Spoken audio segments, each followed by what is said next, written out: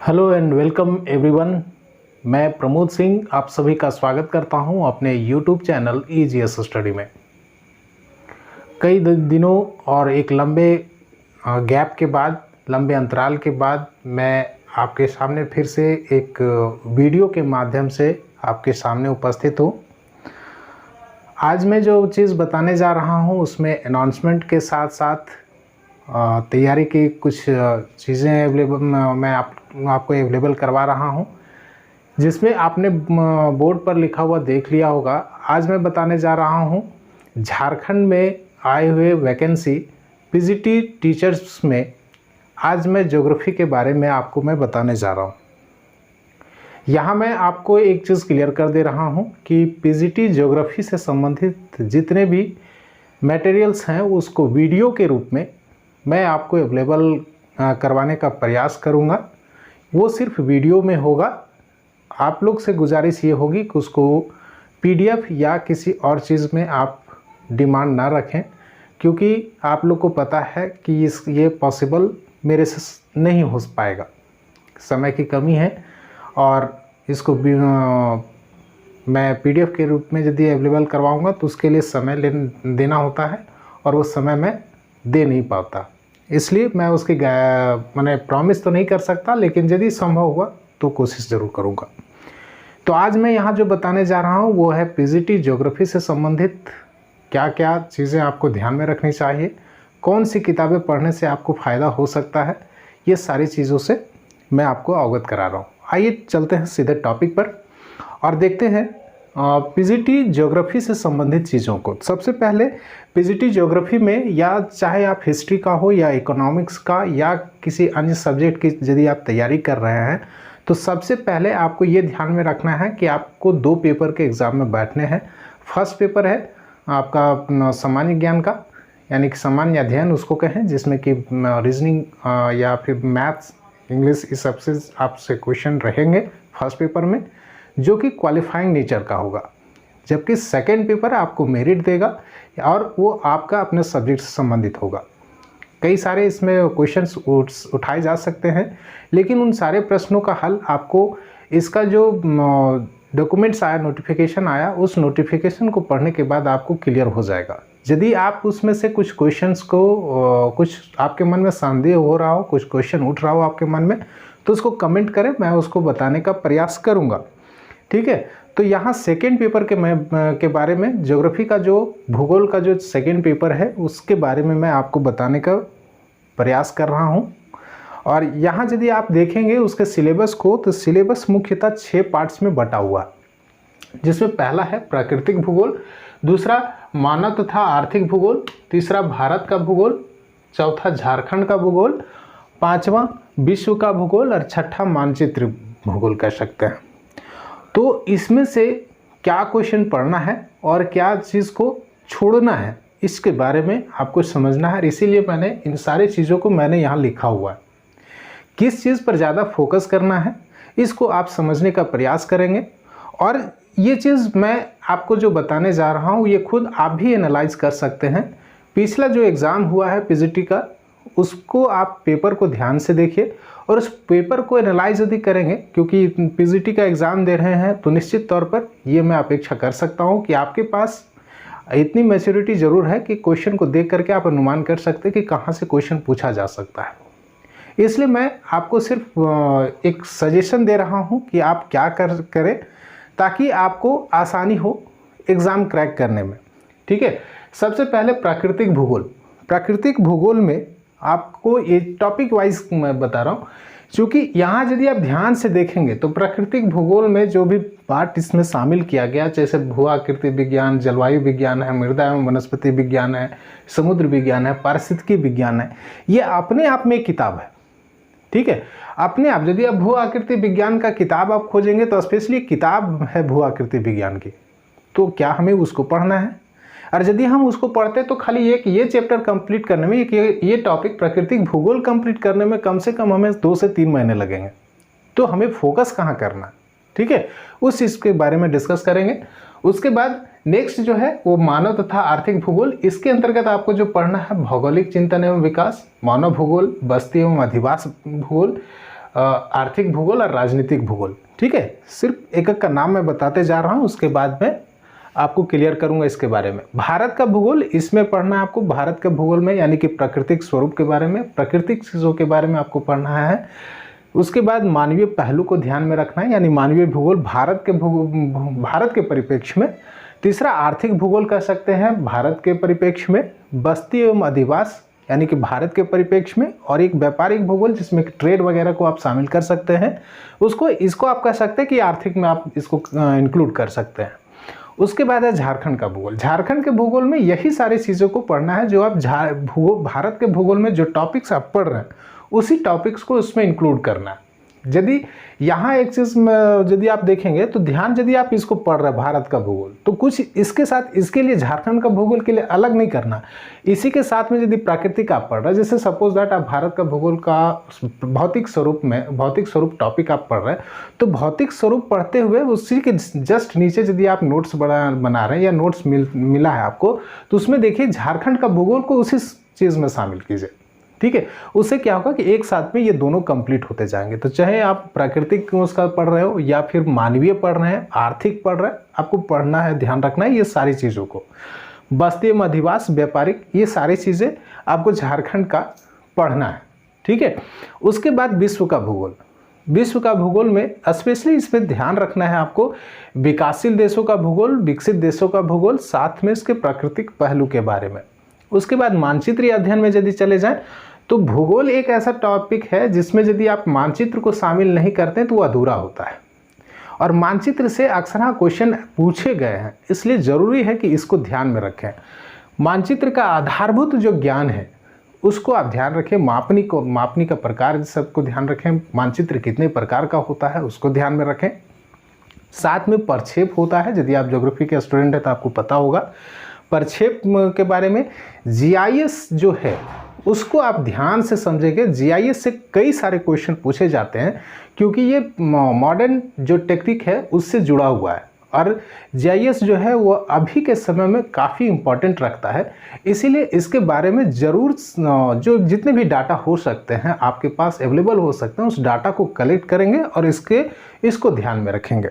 ठीक है, आते हैं एक बार इसके वेटेज, जो प्रश्न का वेटेज हो सकता है, ये मेरे अकॉर्डिंग मैं बता रहा हूँ, ऐसा नहीं कि ये फुल प्रूफ ऐसा ही होगा, लेकिन जो 2017 का पीजीटी एग्ज़ाम में जो क्वेश्चन पूछा गया था, स्पेशली ज्योग्राफी के बारे में बता रहा हूँ, तो ज्योग्राफी में जो क्वेश्चन पूछा गया था उसके आधार पर यहाँ यदि आप ध्यान दें तो लगभग 15% क्वेश्चन जो होगा, यहाँ आपको ये चीज़ भी बता दें कि लगभग 150 क्वेश्चन होंगे 300 मार्क्स के, हर एक क्वेश्चन 2 मार्क्स का, और एग्ज़ाम जो होगा वो सीबीटी मोड में होगा। इट मीन्स कंप्यूटर पर आप बैठेंगे और आपको क्वेश्चन वहाँ आते जाएगा और आपको सॉल्व करना है। ठीक है, तो प्राकृतिक भूगोल जो टॉपिक है उस टॉपिक से लगभग 15% क्वेश्चन पूछे जाएंगे। लगभग आप यदि मान के चले तो 20 से 25 क्वेश्चन होंगे।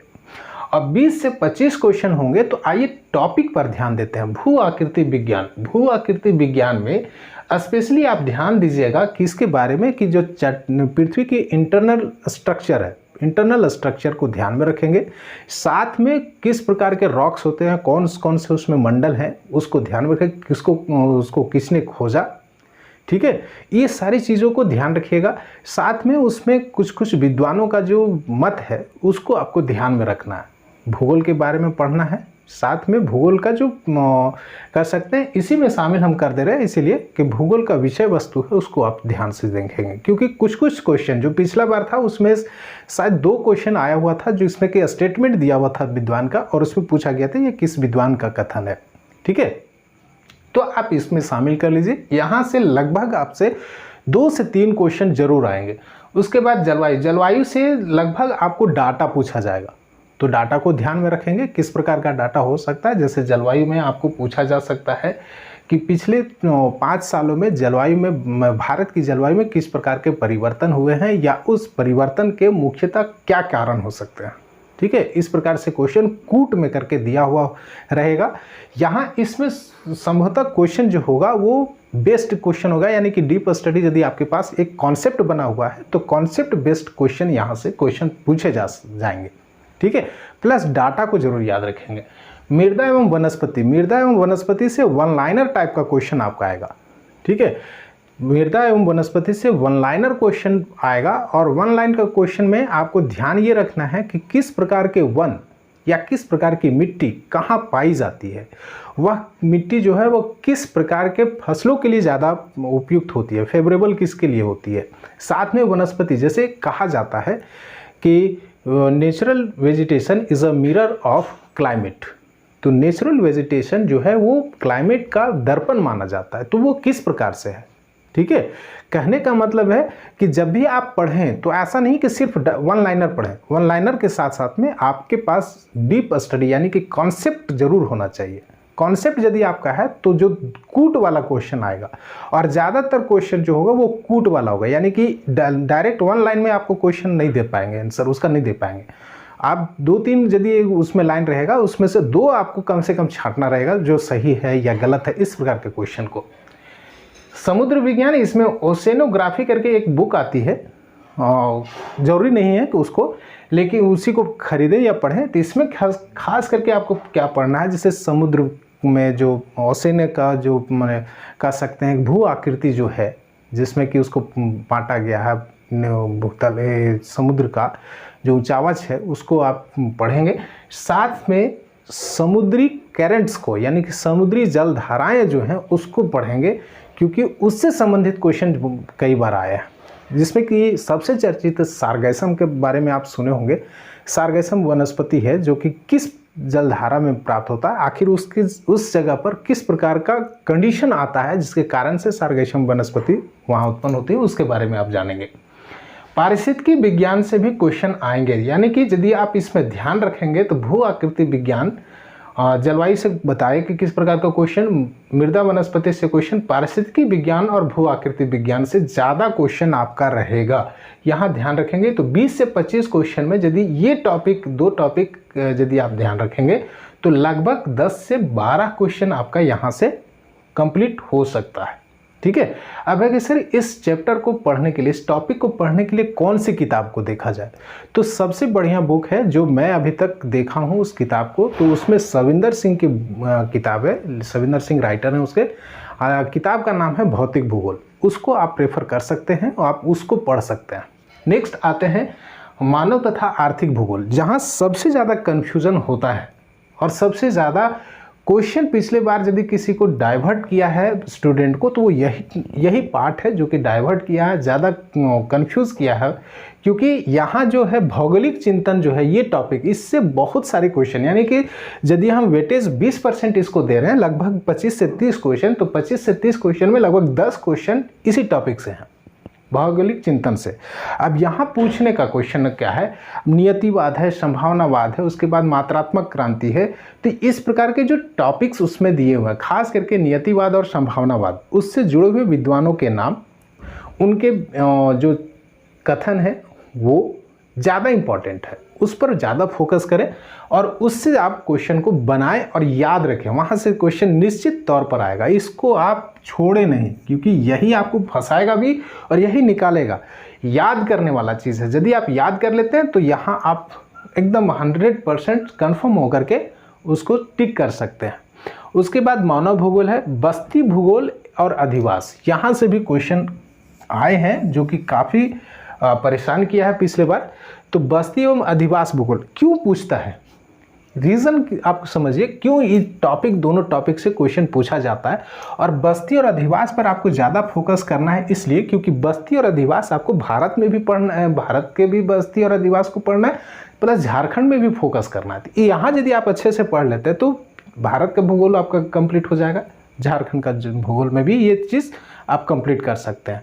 बस्ती एवं अधिवास में एक किताब आती है, सेटलमेंट ज्योग्राफी करके, अधिवास भूगोल करके किताब आती है, शायद मार्केट में अवेलेबल अभी हो तो देख लीजिएगा अपने आसपास के शॉप में, बुक शॉप में, वहाँ देख लीजिएगा। यदि मिल जाता है तो अच्छा है, नहीं मिलता है तो खास करके अतिरिक्तांक जो है उस पर आप ध्यान दीजिए। अतिरिक्तांक जो भूगोल का पीडी मिलता है उसको आप ध्यान दीजिए, या फिर समसामयिक घटना चक्र का जो है अतिरिक्तांक, उसको आप देखेंगे तो उसमें ये चीज़ के बारे में कुछ डिटेल मिल जाएगा। उतना डीप तो नहीं है लेकिन कुछ आइडिया आपको मिल जाएगा। आर्थिक भूगोल है और राजनीतिक भूगोल।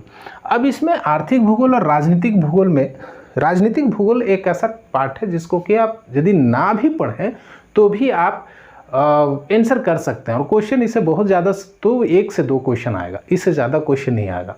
लेकिन सर यदि हम इसको पढ़ना चाहें तो इसके लिए क्या करें?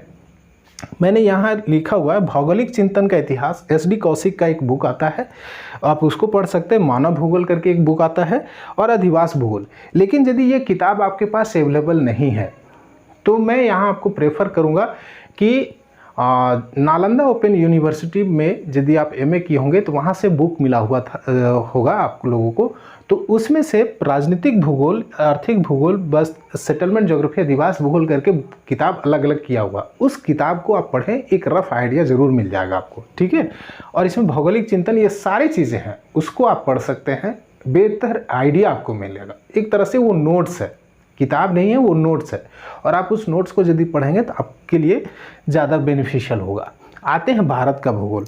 भारत के भूगोल में क्या है भाई, तो ये आराम से किया जा सकता है। कई स्टूडेंट होंगे जो कि अन्य एग्ज़ाम में भी कितनी भी तैयारी कर रहे होंगे तो वो ज़रूर पढ़े होंगे भारत का भूगोल। तो भारत का भूगोल आप पढ़ सकते हैं, और सबसे ज़्यादा वेटेज एग्ज़ाम में इसी टॉपिक का रहेगा। भारत का भूगोल में यदि 150 क्वेश्चन होंगे तो आप एक मान के चलिए कि 35 क्वेश्चन से ऊपर, लगभग 35 से हो सकता है 2-3 क्वेश्चन नीचे हो, या 35 से ऊपर हो 2-3 क्वेश्चन, लगभग आप 35 क्वेश्चन मान के चलिए कि 35 क्वेश्चन आपको एग्जाम में पूछे जाएंगे भारत के भूगोल से। तो भारत का भूगोल और यदि झारखंड का भूगोल यदि आप कर लें तो लगभग 50 से 60 क्वेश्चन आपका इसी 2 टॉपिक से कंप्लीट कर सकते हैं। इसीलिए मैं कहूँगा कि ये टॉपिक को, भारत का भूगोल और झारखंड का भूगोल बढ़िया से करें। और भारत का भूगोल पढ़ने के लिए यदि आप एक शॉर्ट 1 लाइनर टाइप का यदि आप पढ़ना चाहते हैं तो परीक्षावाणी पब्लिकेशन का, ठीक है, परीक्षावाणी प्रकाशन का बुक आती है, इसका बुक है, किताब का नाम ही है भारत का भूगोल। 1 लाइनर है और काफ़ी अच्छी बुक है, एक तरह से नोट्स है वो। यदि आप और ज़्यादा डिटेल में पढ़ना चाहते हैं तो भारत का भूगोल के लिए आपको TMS पब्लिकेशन का, यानी मैग्रा हिल का पब्लिकेशन का एक बुक है भारत का भूगोल। लेटेस्ट एडिशन का लीजिएगा तो लेटेस्ट एडिशन का डाटा जो होगा वो करंट डाटा आपको मिल जाएगा। लेटेस्ट एडिशन का देख लीजिएगा तो भारत का भूगोल पढ़िए। झारखंड का भूगोल आपको पढ़ने के लिए झारखंड से जुड़े हुए जो किताबें हैं उसका अध्ययन करना होगा, और मैं किसी एक किताब का नाम नहीं बता सकता आपको, क्योंकि किसी एक किताब में उतना सफिशिएंट डाटा नहीं है जो आपको बता दूं कि ये आप कलेक्ट कर लीजिए, ये किताब पढ़ लीजिए। तो आप देखिए, प्रयास कीजिए कि किस किताब को दुकान जा सकते हैं या जहां आपको अवेलेबल हो सकता है, फोटोकॉपी करवा सकते हैं अपने दोस्तों से मांग करके, क्योंकि झारखंड का तैयारी के लिए, CGL ये सब का तैयारी के लिए झारखंड का कई सारे लोग किताब ज़रूर खरीदे होंगे। तो अगल बगल से आप व्यवस्था कर सकते हैं और उसका फोटोकॉपी करके उसको आप कलेक्ट कर सकते हैं, ठीक है। आते हैं विश्व का भूगोल, सबसे ज़्यादा माथापच्ची करने वाला है, और यदि ये कहें तो आप इसको अवॉइड करके भी चल सकते हैं। क्यों? क्योंकि इसका वेटेज जो होगा बड़ी मुश्किल से 5 से 8% होगा, इससे ज़्यादा नहीं होगा। और 5 से 8% कहने का मतलब है कि बहुत ज़्यादा होगा तो 10 से 15 क्वेश्चन होंगे, और 10 से 15 क्वेश्चन आप 150 में से यदि आप अवॉइड करके भी चलते हैं तो 140 क्वेश्चन का यदि आप बढ़िया से तैयारी करके चल रहे हैं तो निश्चित तौर पर सिलेक्शन जो है 140 क्वेश्चन में आपका बहुत आसानी से हो सकता है, ठीक है। तो यदि आप पढ़ने के इच्छुक हैं, पढ़ना चाहते हैं कि सर इसका किताब के लिए, तो माजिद हुसैन का बुक है विश्व का भूगोल, आप उसको खरीद सकते हैं, उसको आप पढ़ सकते हैं, ठीक है। उसके बाद आता है मानचित्र अध्ययन। देखिए भाई, मानचित्र अध्ययन के लिए आप जब इंटर पढ़ रहे होंगे तो उसमें मानचित्र अध्ययन का एक पोर्शन दिया हुआ था। यदि वो किताब आपके पास अवेलेबल है तो उस किताब को पढ़िए, ठीक है। उस किताब को पढ़ने के बाद आपका जितना भी ये प्रॉब्लम होगा वो दूर हो जाएगा। और यदि MA किए हैं NOU से तो NOU में GIS का एक बुक था, स्पेशली एक बुक है उसका, GIS का पेपर था उसका, तो उस पेपर का, उस बुक को आप देखिए, उस बुक से आपको कई सारे प्रश्न का आंसर मिल जाएंगे। साथ में आपको एक कॉन्सेप्ट बन सकता है यदि आप उसको ध्यान से देखें तो, क्योंकि GIS से डाटा का क्वेश्चन होता है और डाटा जो होता है वो आपको सर दर्द करेगा। ठीक है। तो ये सारे प्रॉब्लम मैंने आपको जो मेरा अपना विचार रहा है, जो मैंने अपना एनालिसिस किया है प्रश्नों को देख करके, वो मैंने आपको बताया है। और आपको मैं बता दूं कि ये सारी चीज़ों का वीडियो आपको कल से अवेलेबल होंगे। जो सप्ताह में 3 दिन आपको सोमवार मंगल बुध ये 3 दिन आपको वीडियो मिलेंगे इसके, यानी कि पीजीटी का। और जो मेरे दोस्त या कलीग्स जो तैयारी कर रहे हैं टेट का, सीटेट का स्पेशली कर सकते हैं, क्योंकि जेटेट का तो अभी कोई भविष्य है नहीं, तो सीटेट का जो तैयारी कर रहे हैं उनके लिए 2 वीडियो अवेलेबल होंगे लास्ट वीक के लास्ट 2 डेज़ में, जो कि सीटेट से संबंधित होंगे। ठीक है, देखिए यदि इसमें से और कहीं आपको कुछ प्रश्न हो, डाउट हो, तो आप उसको कमेंट में करें, प्रयास करूँगा कि वो आपको अवेलेबल करवा पाऊँ। बीच में हो सकता है कि गैप हो जाए, मैं वीडियो ना दे पाऊँ, 1-2 दिन जो गैप होगा, ज़्यादा गैप नहीं दूंगा आपको लोग को, ये चीज़ आप लोग को अवेलेबल ज़रूर करवा दूंगा।